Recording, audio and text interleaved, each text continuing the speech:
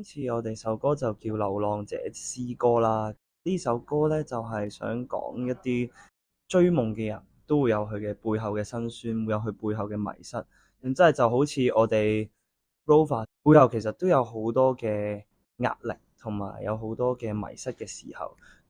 今次我哋填詞係揾咗小黑老師嘅。我哋之前都同佢合作過啦，就係男孩子不要流淚。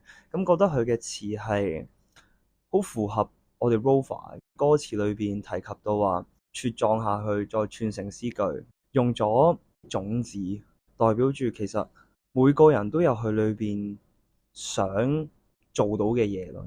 無論咩行業，即係音樂啊，無論係服務業啊，其實好多人都有佢自己想種下嘅種子嘅。希望大家會勇敢去撒下你嘅種子。追夢係冇分年齡限制嘅，只要你真係有心去做，追一次咁大把。咁你嘗試過追夢，踏出去嘗試追夢呢一步，即係始終你起碼都嘗試過啊嘛。我覺得我哋 Rover 甚至我最需要衝破嘅難關就係人哋嘅眼光、人哋嘅批評。人哋可以好易定義你係啲咩，即係身為所謂嘅 band 仔啦，堅持自己、堅持做自己最中意嘅嘢係最難。我記得有一句係上網之前睇過嘅一句批評啦，呢四個僆仔係永遠唔會成功。你心態唔夠嘅話，可能俾一句説話去抹殺咗，唔敢去繼續追夢咁樣啦，唔敢做你自己想做嘅嘢。大家都好努力做緊自己中意嘅嘢。你做音樂又可以成功，你做投資又可以成功，點解唔多啲讚美人哋，俾多啲能量人哋？老實講，我又冇好在意啲 comment，我會思考點解佢會咁講，消化咗先。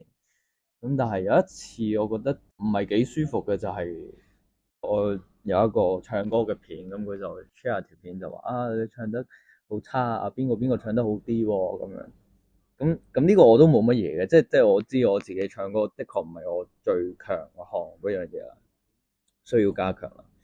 咁但係佢又楞埋其他嘢，就講我出身嘅地方，就叫你啊返澳門啦咁樣，跟住又話我以前啲團隊咁樣，咁我就覺得好似唔係好關事喎，即係你話我就算啦，即係我冇乜所謂嘅，咁我唱得差，大家中意嘅歌手或者中意聽嘅嘢唔同，呢個我冇得強迫人哋，我就覺得冇需要咁樣講。網上嘅留言啊，出道一開頭我都比較成日睇上網上嘅留言，即係都好難聽説話，即係話唔知做乜啊，四條友咁樣。咁但係我而家都唔係好理啊，即係冇睇咯，即係純粹就算睇都冇乜感覺，因為即係我自己想做到我嘅嘢就得啦。咁雖然而家我都未做到晒我想做嘅嘢啦，咁但係咁我有我嘅生活噶嘛。咁如果我要介意你講嘅嘢，咁我真係好忙啊。